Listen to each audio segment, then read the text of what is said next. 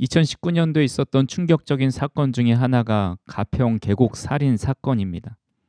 경기도 가평의 용소 폭포에서 아내 이은혜와 내연남 조연수가 같이 놀러온 이은혜의 남편 윤상엽 씨를 물놀이 도중 죽게 만들었습니다. 사건 발생 초기에는 이들이 단순히 물놀이를 하다가 사고로 윤상엽 씨가 사망한 것처럼 보였습니다. 하지만 그것이 알고 싶다라는 프로그램에서 사실관계를 취재하고 이은혜 씨의 행적에 대한 방송을 보도하면서 사건이 재수사에 들어가게 되었습니다. 결국 이들은 보험금을 타낼 목적으로 수영을 못하는 피해자를 계속해서 강제 다이빙하게 만들어 숨지게 한 것으로 밝혀졌습니다. 더 충격적인 것은 이 사건이 있기 한 달 전에도 경기도 용인시의 어느 낚시터에서 일부러 물에 빠뜨리기도 하고 또 펜션에서 복어 독을 먹여 살해하려 한 혐의도 있었다는 겁니다. 가평 계곡 살인 사건은 가장 믿고 사랑하는 관계여야 하는 아내와 또 남편의 사이가 오히려 아내가 내연남과 함께 그 남편을 속이고 물에 빠뜨려 죽이는 사건으로 전 국민을 큰 충격에 빠뜨렸습니다. 오늘 본문에서 호세아가 겪은 일들 또한 읽는 이로 하여금 큰 충격에 빠뜨리게 합니다. 부정한 아내를 취하고 또 낳은 자녀의 이름을 부정적으로 이름을 짓고 또 자신을 버리고 떠난 여인을 다시 데리고 와서 끝까지 사랑하며 살아갑니다. 오늘 본문 말씀을 하나님의 대변인이라고 제목을 붙였습니다. 대변인은 어떤 사람이나 단체를 대신하여 의견이나 태도를 표하는 일을 맡은 사람입니다. 단순히 정의만 놓고 보면 그냥 말만 전달하는 사람처럼 보이지만 대변인은 해당 단체를 대표해서 언론과 접촉하고 입장을 전달하는 역할을 수행합니다. 따라서 그가 자기의 생각대로 말을 한다면 그 발언은 그 단체의 생각이 될 수도 있기 때문에 그 역할이 상당히 크다고 할 수 있습니다. 하나님은 자신이 얼마나 이스라엘 백성들을 사랑하시는지를 호세아를 통해서 말씀하고 있습니다. 그렇기 때문에 호세아는 하나님의 입장과 하나님의 마음을 대변하는 선지자로서의 역할을 감당하고 있습니다. 오늘 호세아의 모습을 통해서 우리도 이 땅에 보내진 하나님의 대변인으로서 살아갈 수 있기를 간절히 소망합니다. 먼저 호세아 선지자의 이름의 뜻과 활동 배경을 살펴보겠습니다. 1절 말씀을 보시면 우시야와 요담과 아하스와 히스기야가 이어 유다 왕이 된 시대 곧 요아스의 아들 여로보암이 이스라엘 왕이 된 시대에 브에리의 아들 호세아에게 임한 여호와의 말씀이라. 호세아라는 이름은 구원이란 뜻을 가지고 있습니다. 호세아는 주전 7에서 8세기 유다에서 상대적으로 흔했던 그 남성의 이름으로 추정됩니다. 출애굽한 이스라엘을 지휘하여서 가나안을 정복했던 여호수아의 본명이기도 합니다. 성경은 호세아에 대한 정보를 많이 알려주고 있지 않습니다. 호세아가 어떤 경위를 통해서 언제 어디서 선지자 소명을 받았는지 밝히고 있지 않습니다. 또한 그가 어디서 태어나서 어디에 죽었는지도 알 수 없습니다. 그가 선지자로 부름을 받기 전에 어떤 직업에 종사했고 또 소명을 받았을 때 그의 나이가 얼마나 되는지도 모릅니다. 어떤 학자는 그가 빵 만드는 자였다 하기도 하고 또 어떤 사람은 그가 레위 사람이었다라고 하지만 그 근거가 적어 설득력이 별로 없습니다. 다만 본문 1절을 통해 알 수 있듯이 그는 BC 8세기경에 북이스라엘 13대 왕 여로보암 2세가 통치하던 때에 활동했던 선지자입니다. 여로보암이 통치하던 시대는 이스라엘 창건 이래 가장 융성하던 시대였습니다. 이스라엘 곁에서 늘 가시처럼 괴롭히면서 큰 위협을 가했던 아람이 아수르와의 분쟁으로 인해서 쇠약해집니다. 그 결과 이스라엘은 아람의 수도인 다메섹을 점령할 수 있게 되었습니다. 또한 남동쪽에 자리 잡고 있었던 모압까지 공략해서 이스라엘은 역사상 최대 영토로 확장되었습니다. 이처럼 이스라엘은 군사적 안정을 이루었을 뿐만 아니라 교역의 확대로 큰 경제적 성장을 이루었습니다. 그러나 이러한 외형상 번성과 안정은 오히려 급격한 영적 쇠퇴와 도덕적 타락을 가지고 왔습니다. 요한계시록에 나오는 라오디게아 교회는 칭찬이 없고 책망만 받은 교회 중에 하나입니다. 라오디게아 교회 성도들의 신앙은 차지도 뜨겁지도 않아서 내가 입에서 토해내고 싶다고 말씀하실 정도로 생명력 없는 성도들이 모여 있었습니다. 그들이 그렇게 된 이유에 대해서 요한계시록 3장 17절에 이렇게 말씀하고 있습니다. 내가 말하기를 나는 부자라 부요하여 부족한 것이 없다 하나 내 곤고한 것과 가련한 것과 가난한 것과 눈먼 것과 벌거벗은 것을 알지 못하는도다. 자신의 삶에 부족한 것이 없는 풍요롭고 인생의 황금길을 걸어가고 있습니다. 그러면 하나님께 더 감사하고 더 열심히 주님을 섬겨야 하는데 오히려 미지근하게 신앙생활하는 그들을 책망하고 있습니다.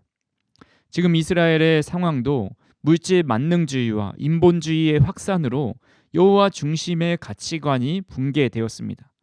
이들은 우상숭배의 죄악을 비롯해서 하나님의 사랑과 관심을 잊어버렸습니다. 그런 시대 속에서 호세아를 통해 하나님의 사랑을 대변해 주었습니다. 그는 말로만 하나님의 사랑을 외친 것이 아니라 음란한 여인 고멜을 아내로 맞이하고 자식의 이름에 하나님의 심판의 의미를 담아 놓습니다. 집을 나간 부인을 다시 값을 주고 데리고 옵니다. 이렇게 자신의 가정사를 통해 하나님의 사랑을 대변해 주고 있습니다. 하나님의 대변인으로 가장 중요한 자세는 순종입니다. 호세아는 이해할 수 없는 하나님의 명령에 순종하였습니다. 본문 2절에 이렇게 말씀합니다.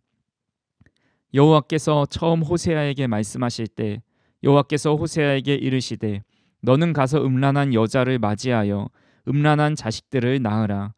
이 나라가 여호와를 떠나 크게 음란함이니라 하시니.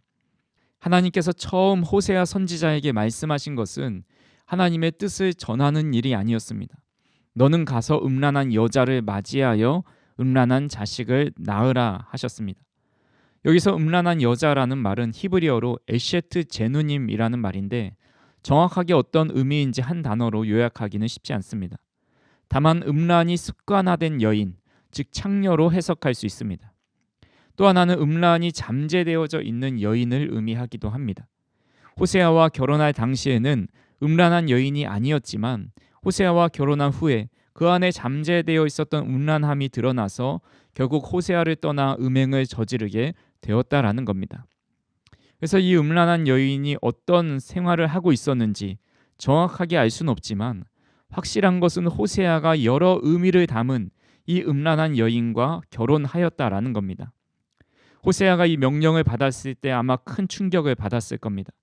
경건한 몸가짐을 가져야 할 선지자에게 몸을 파는 혹은 음란함이 잠재되어 있는 이 여인과 결혼을 해서 아이를 낳으라는 하나님의 말씀은 도저히 납득할 수 없는 명령이었을 겁니다. 만약 일반적으로 우리 목회자들이 어떤 화류계에 혹은 몸을 파는 여인과 결혼을 했는데 그 사실이 성도들이 알게 되었다면 적지 않은 시험과 큰 가십거리가 될 겁니다. 또는 결혼을 했는데 목회자의 아내가 바람을 피운다면 더 큰 논란이 될 것입니다. 그 일을 통해서 목회자가 하는 말은 신뢰를 잃어버리고 또한 그가 하는 사역도 더 이상 하지 못하게 될 것입니다. 그런 모든 핸디캡을 안고 이 호세아는 하나님의 말씀에 순종하고 있는 겁니다. 그런데 더 큰 문제는 음란한 아내와 결혼하라는 하나님의 말씀은 자기 자존심만 상하게 되는 정도의 일이 아니었다라는 겁니다.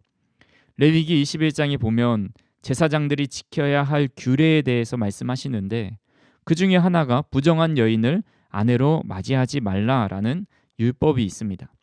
레위기서 21장 7절에 보시면 그들은 부정한 창녀나 이혼당한 여인을 취하지 말지니 이는 그가 여호와 하나님께 거룩함이니라. 호세아는 일반 백성이 아닌 하나님의 말씀을 대언하는 자리에 있습니다. 그렇기 때문에 누구보다 엄격하게 하나님의 말씀을 지켜야 합니다. 하지만 하나님은 그 율법에 상관없이 부정한 여인을 아내로 맞이하라고 말씀하고 있습니다. 더 나아가 고멜이 간음하였을 때도 그를 다시 데려오라고 말씀합니다.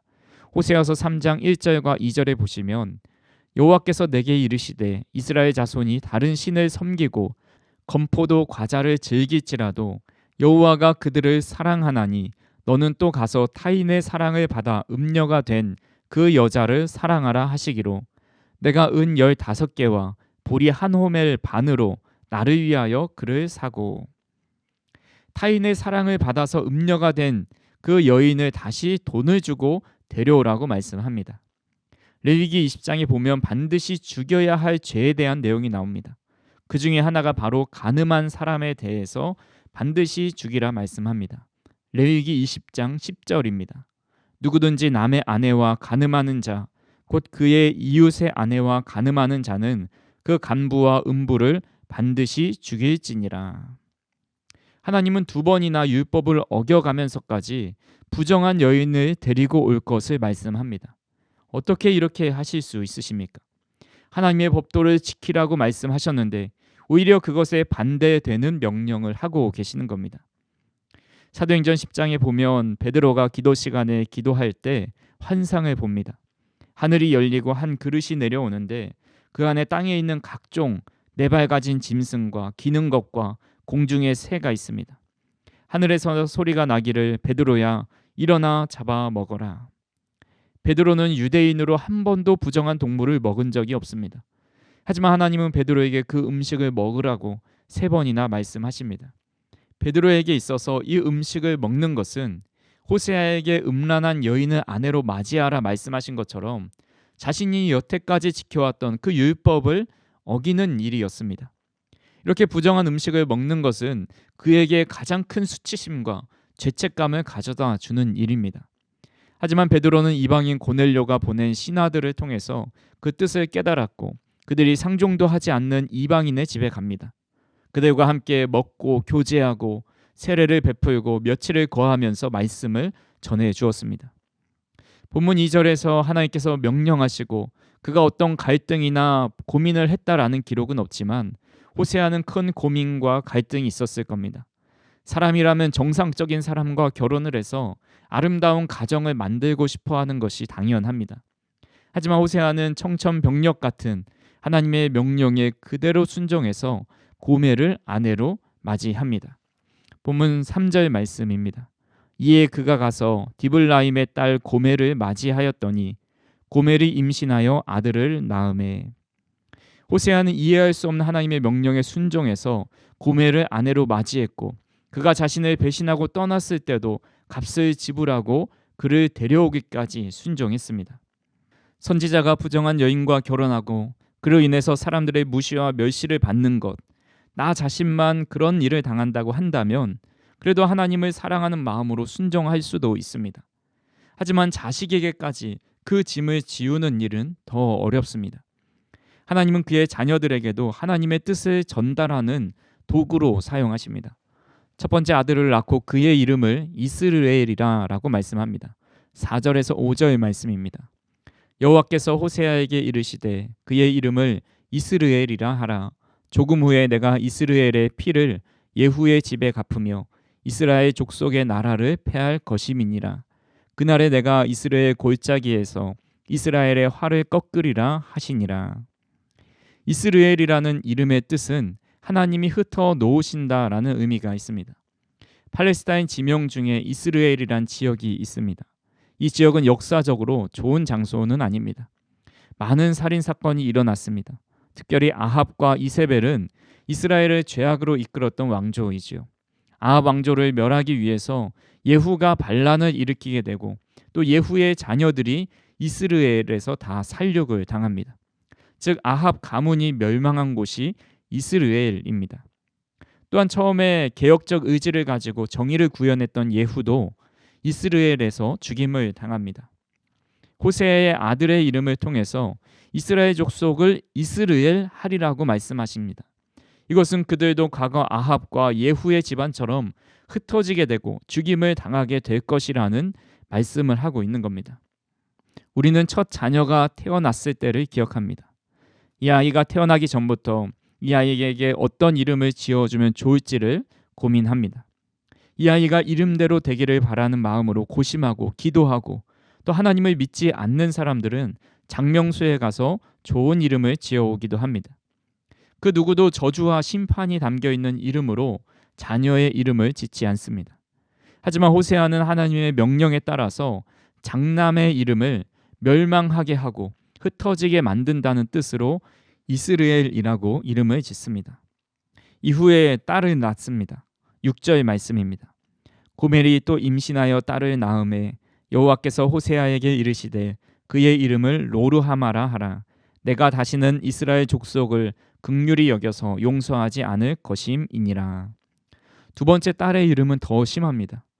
그의 이름은 로르하마인데 로는 아니다라는 부정의 뜻입니다. 또 루하마는 긍휼이라는 뜻이죠. 두 단어를 합치면 하나님이 긍휼히 여기지 않으신다, 용서하지 않으신다라는 뜻입니다. 딸을 낳은 지 얼마 되지 않아 셋째를 임신합니다. 8절에서 9절입니다. 고멜이 로르하마를 젖댄 후에 또 임신하여 아들을 낳음에 여호와께서 이르시되 그의 이름을 로암미라 하라. 너희는 내 백성이 아니요 나는 너희 하나님이 되지 아니할 것임이니라. 고멜이 낳은 셋째 자녀는 아들이었습니다. 그의 이름도 마찬가지로 로는 아니다라는 부정의 뜻이고 암미는 내 백성이란 뜻입니다. 즉 이 이름의 뜻은 내 백성이 아니다, 나는 너희의 하나님이 아니다라는 의미가 됩니다. 덧붙여서 첫째인 이스라엘을 낳을 때는 3절에 보시면 그가 가서 디블라임의 딸 고멜을 맞이하였더니 고멜이 임신하여 아들을 낳았다고 기록하고 있습니다. 그런데 둘째와 셋째를 낳을 때는 그런 말이 없습니다. 6절에 고멜이 임신하였다고만 기록을 하고 있고 또 8절에 고멜이 로르하마를 젖댄 후에 또 임신하여 아들을 낳았다라고 기록을 합니다. 성경은 일반적으로 누구를 낳을 때 누가 누구에게 들어가서 혹은 동침을 해서 자녀를 낳았다고 많이 표시를 합니다. 하지만 여기에는 호세아가 고멜에게 들어갔다라는 말이 등장하지 않는 겁니다. 즉 이때부터 고멜은 바람이 나서 호세아의 아이가 아닌 다른 남자의 아이를 데려왔다고 해석하는 학자들도 많이 있습니다. 자기 자신만 하나님의 대변인으로 하나님의 뜻을 전하는 것이 아니라 하나님의 진노하심을 자녀들을 통해서 전해야 하는 그 호세아의 마음이 얼마나 아프고 찢어지는 마음이었을까요? 만약 이런 일들 중에 하나라도 우리가 겪는다면 우리는 어떤 마음이 될까요? 우리가 호세아의 입장에서 그런 일을 겪는다면 제정신으로 살아가기 힘들 정도로 가슴이 찢어지는 아픔을 평생 안고 살아가게 될 겁니다. 호세아는 도저히 순종할 수 없는 상황에서도 하나님의 말씀을 그의 삶의 그대로 순종해 나타냈습니다. 그렇게 할 수 있었던 이유가 무엇일까요? 이사야서 55장 8절에서 9절에 이렇게 말씀합니다. 이는 내 생각이 너희의 생각과 다르며 내 길은 너희의 길과 다름이니라. 여호와의 말씀이니라. 이는 하늘이 땅보다 높음같이 내 길은 너희의 길보다 높으며 내 생각은 너희의 생각보다 높음이니라. 호세아는 자신의 머리로 이해되지 않아도 아니 하나님의 생각을 아예 알 수 없다고 전제하고 있었습니다. 하나님의 생각은 자신의 생각과 차원이 다르다고 믿었습니다. 그렇기 때문에 하나님께서 명령하시는 대로 이해되지 않아도 순종할 수 있었습니다. 자신이 하나님의 대변인이라는 사실을 늘 자각하고 있었던 겁니다. 자신의 생각은 감추고 자신을 보낸 이의 생각을 그대로 전달하는 것에만 집중하였습니다. 하나님의 대변인으로 살아가는 가장 중요한 덕목이 바로 순종입니다. 저와 우리 성도님들이 우리 인간의 생각보다 크고 놀라우신 하나님의 뜻과 하나님의 말씀에 순종하며 살아갈 수 있기를 간절히 소망합니다. 그렇다면 하나님께서 호세아를 대변인으로 세워서 우리에게 전하고자 하시는 하나님의 마음은 무엇이었을까요? 첫 번째로 하나님의 무한하신 사랑을 알려주기를 원하셨습니다. 호세아서 3장 1절입니다. 여호와께서 내게 이르시되 이스라엘 자손이 다른 신을 섬기고 건포도 과자를 즐길지라도 여호와가 그들을 사랑하나니 너는 또 가서 타인의 사랑을 받아 음녀가 된 그 여자를 사랑하라 하시기로. 다른 신을 섬기고 하나님의 사랑을 떠난다 할지라도 여호와가 그들을 사랑한다고 말씀하고 있습니다. 즉 고멜이 다른 사람이 아니라 하나님을 떠난 이스라엘 백성들이고 하나님을 배반하며 살아가는 우리라는 말씀입니다. 성경의 핵심 용어 중에 하나는 사랑입니다. 10계명을 2계명으로 요약하면 하나님 사랑 또 이웃 사랑입니다. 특별히 성경은 부부의 사랑에 대해서 매우 각별하게 표현합니다. 에베소서 5장 25절 말씀입니다. 남편들아 아내 사랑하기를 그리스도께서 교회를 사랑하시고 그 교회를 위하여 자신을 주심같이 하라. 성경은 남편들이 아내를 사랑하기를 그리스도께서 교회를 사랑하시고 교회를 위하여 자신을 주심같이 하라고 말씀합니다. 그런데 얼마나 어떻게 사랑해야 그리스도가 교회를 사랑하는 만큼 아내를 사랑하는 것일까요? 그 사랑은 자신의 모든 것을 내어주신 예수님처럼 사랑하라는 말씀입니다. 이 말씀을 바꿔서 생각해 보면 하나님께서 자신을 내어주시면서까지 우리를 사랑하셨다는 말씀이 됩니다. 하늘 보좌를 버리시고 이 땅에 내려오실 만큼 적극적이고 열정적으로 사랑하셨다는 겁니다. 더 나아가 하나님의 사랑은 끈질기고 간절해서 그 무엇으로도 끊어낼 수 없습니다. 로마서 8장 38절에서 39절 말씀입니다. 내가 확신하노니 사망이나 생명이나 천사들이나 권세자들이나 현재일이나 장래일이나 능력이나 높음이나 깊음이나 다른 어떤 피조물이라도 우리를 우리 주 그리스도 예수 안에 있는 하나님의 사랑에서 끊을 수 없으리라. 하나님은 우리를 자신의 아들을 내어주시고 그리스도께서 교회를 사랑하신 것 같이 우리를 사랑해 주십니다. 하나님의 사랑은 그 어떤 것으로도 끊어낼 수 없습니다. 우리는 성령님을 통해서 하나님의 사랑을 깊이 깨닫고 감사하고 감격하고 있습니다. 하지만 구약시대 때는 하나님과 연관되어 떠오르는 단어는 사랑이기보다는 공의와 심판이었습니다. 그러니 하나님의 사랑을 느끼기보다는 하나님을 향한 두려움이 더 컸습니다. 하나님은 이스라엘 백성들을 얼마나 사랑하시는지 호세아 선지자를 통해서 깨닫게 하시는 겁니다. 호세아를 대변인으로 세워서 내가 너희를 이만큼 사랑한다 직접 눈으로 보게 하시고 깨닫게 하십니다. 저와 우리 성도님들도 애매하게 느껴졌던 하나님의 사랑, 말로 형언할 수 없고 절대 끊어지지 않는 사랑이 오늘 호세아 선지자를 통해서 구체적으로 경험되어지고 느껴지는 은혜가 있기를 주님의 이름으로 축원합니다. 두 번째로 이스라엘 백성을 회복시킨다라는 것을 알려주길 원하십니다. 본문 10절 말씀입니다. 그러나 이스라엘 자손의 수가 바닷가의 모래같이 되어서 헤아릴 수도 없고 셀 수도 없을 것이며 전에 그들에게 이르기를 너희는 내 백성이 아니라 한 그곳에서 그들에게 이르기를 너희는 살아계신 하나님의 아들들이라 할 것이라. 10절에서는 그러나라는 단어로 시작합니다. 9절 뒷부분에 너희는 내 백성이 아니요 나는 너희 하나님이 되지 않을 것이다 말씀하셨습니다. 그런데 바로 그 다음 절인 10절에서 그러나 그럼에도 불구하고 이스라엘 자손의 수가 바닷가의 모래같이 되어서 헤아릴 수도 없고 셀 수도 없을 것이다 라고 말씀하고 있습니다. 본문 9절과 10절 사이에 빠져 있는 것이 하나 있습니다. 바로 회개입니다.